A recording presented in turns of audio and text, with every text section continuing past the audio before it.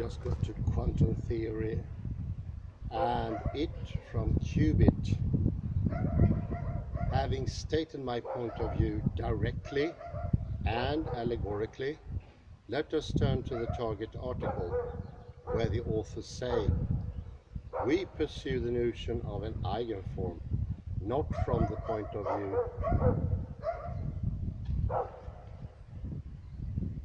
of an abstract reflexive system, but from von Foerster's original perspective of an agent that observes and acts on its world. This is an correct stance.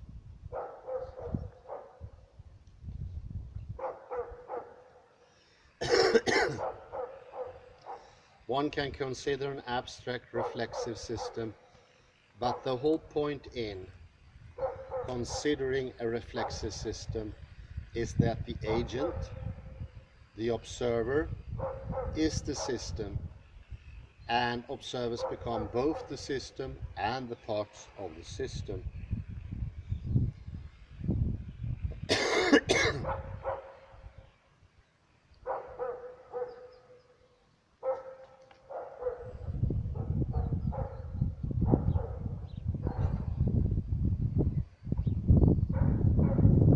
This is a correct stance. One can consider an abstract reflexive system, but the whole point in considering a reflexive system is that the agent, the observer, is the system, and observers become both the system and parts of the system. Let the allegory become prose. The universe is the source of its own observation. The universe is a self-excited circuit. The agents are not separate from their worlds.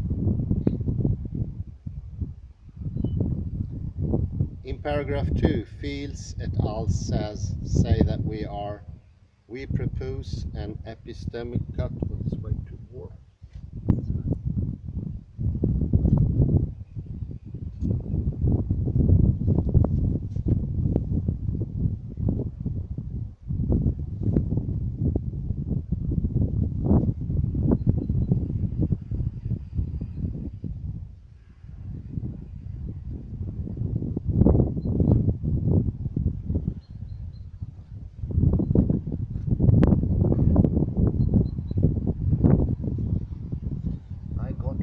Was asking for. I will continue with the criticism of Louis H. Kaufman, which I think is the most interesting. We're just going into the prose, the poetry of the whole thing. In paragraph 2, Fields et al. Say that we propose an epistemic cut between agent and the world for the purpose of theory construction. Theory demands such a cut in order to distinguish a theorizing agent. In fact, such a cut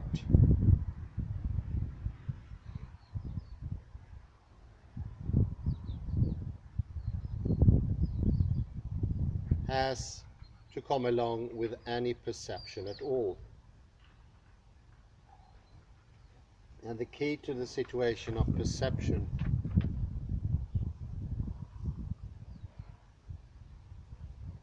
is that we are sensitive to the fact that while a distinction is made, it is also mutable. There is no final cut, and in the acts of perception, as we come to our senses, we find those places of ambiguity, of feeling, where it's not possible to say what is our construction and what is the world.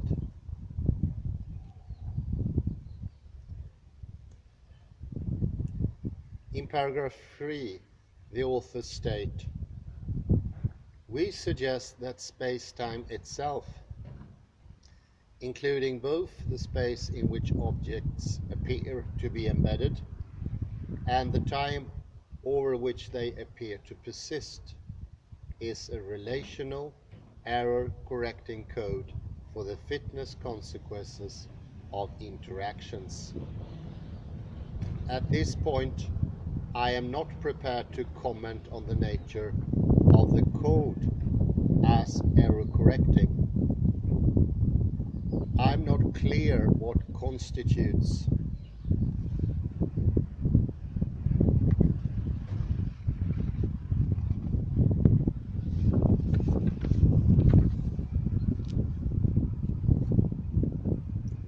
an error in the context of the author's position.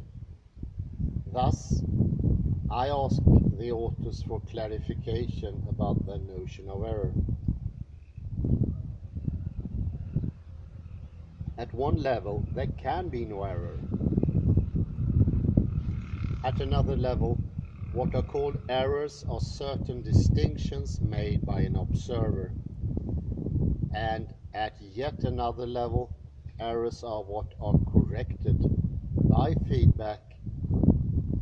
In the case of eigenform, there can be error correction in the sense of stabilization if the recursive process does stabilize.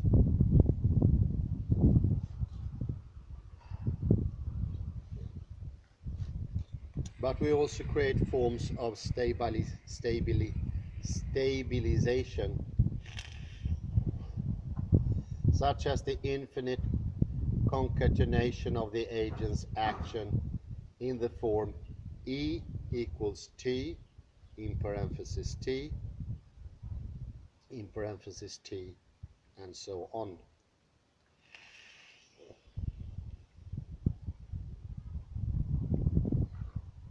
It is to be understood that this infinity activity is an abduction, a leap to a form that is invariant under T. It does not mean that an infinite number of operations have been performed. It means that the self-excited living circuit has come into being.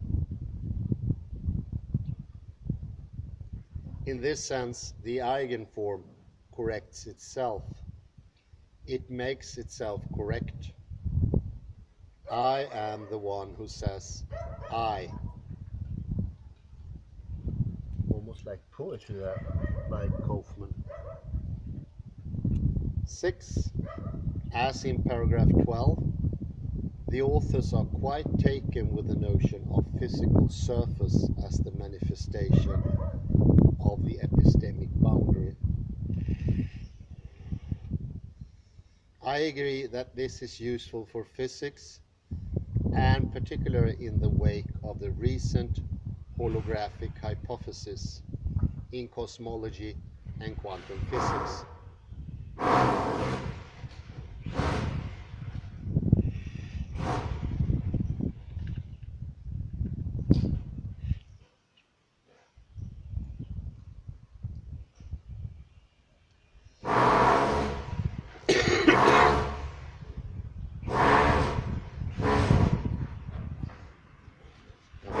Take a pause there.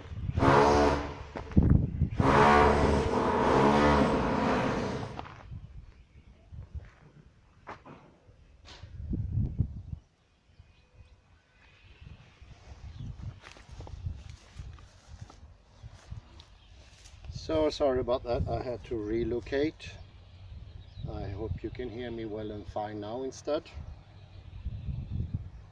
And we continue with Kaufman. I found a place that is a bit more windy. I hope it will not enter into the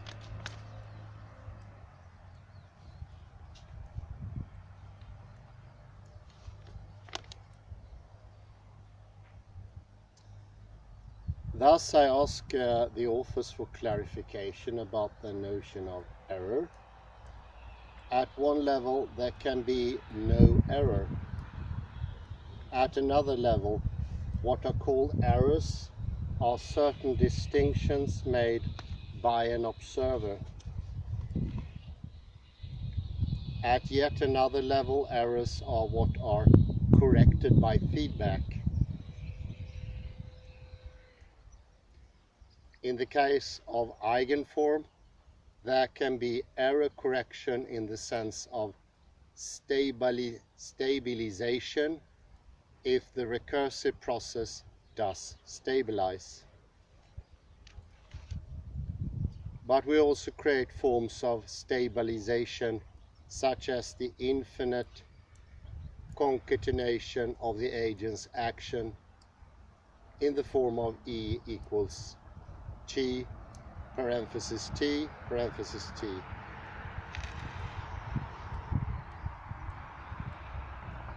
It is to be understood that this infinite activity is an abduction, a leap to a form that is invariant under T.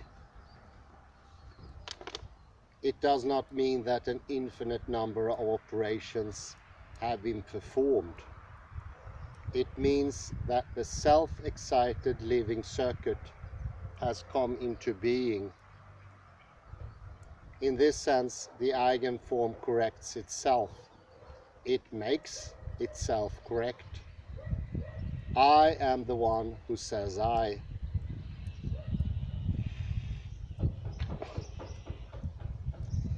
In paragraph 12, the authors are quite taken with the notion of physical surface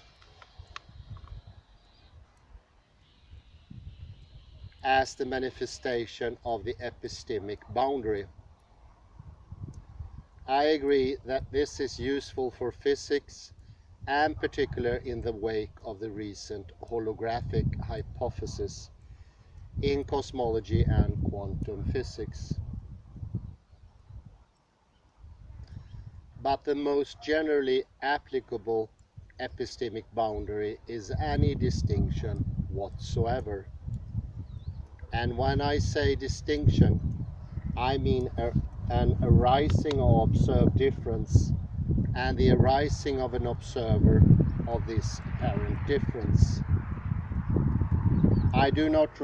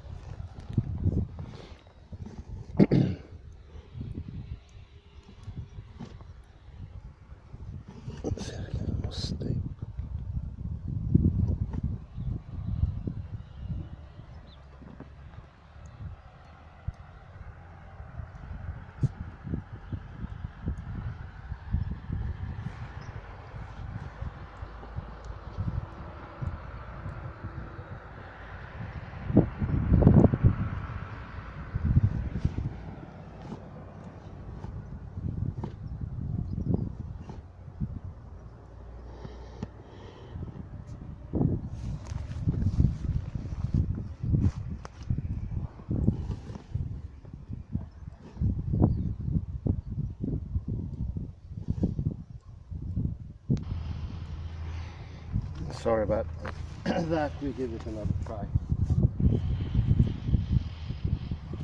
Hopefully that will be more stable.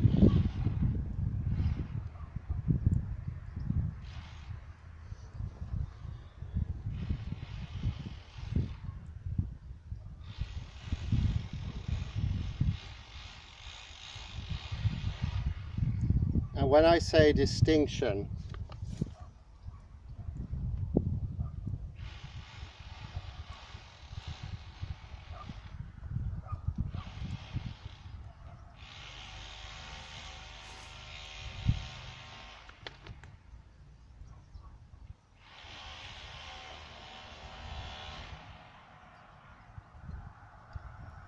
I mean an arising of an observed difference and the arising of an observer of this apparent difference.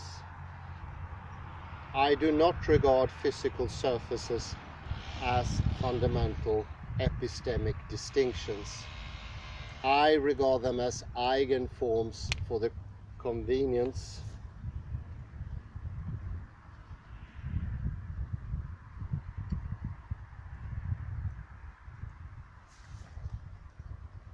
of the observer who's searching for a deeper understanding. Can the authors address this issue from the point of view?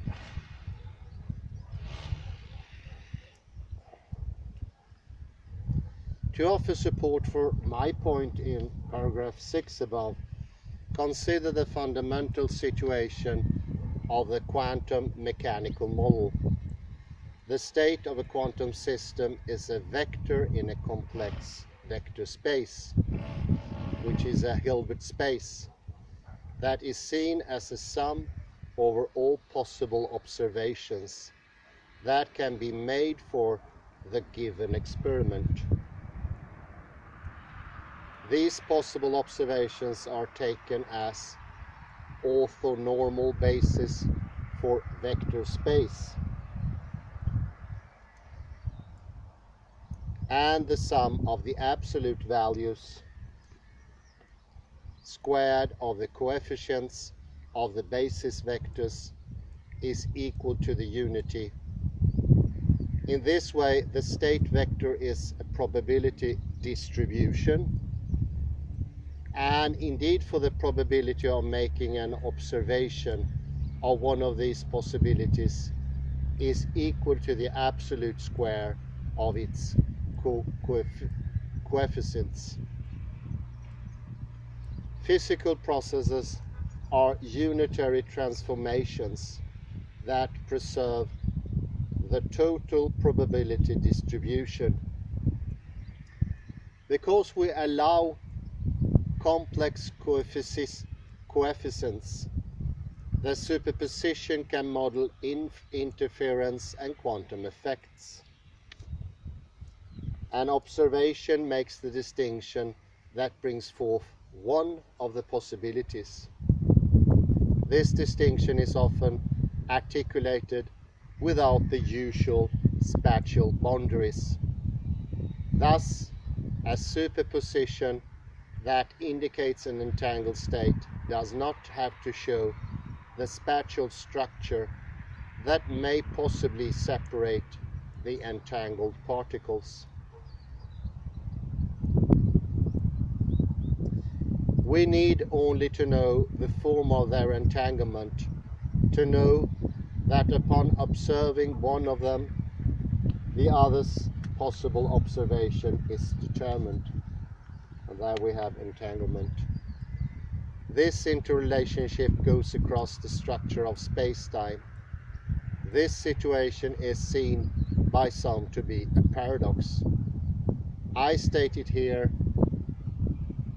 to bring into question the notion of Fields et al., that the fundamental source of the epistemic boundary is space-time itself. The universe goes beyond space-time and comes forth as a self-excited circuit. Living quantum information unified with the living observer that is both distinct and not distinct from what is observed.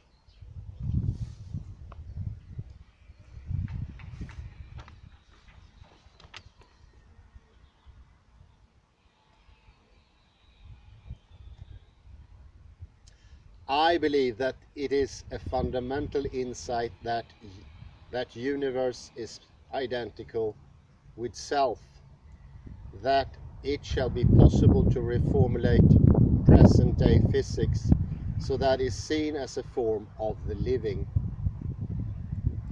We are not there yet. Fields et al. Have gone forward with the courage to explore aspects of this possibility for unity.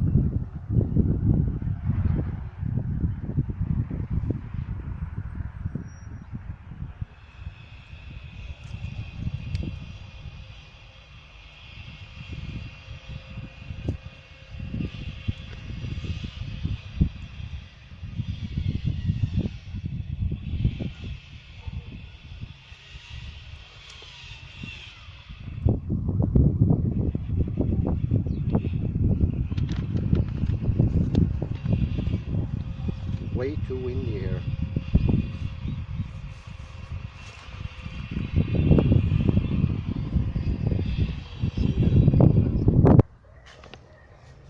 I hope it works here. Starting to get a bit tedious to move about all the time. Let's see. I can move this without disastrous effects.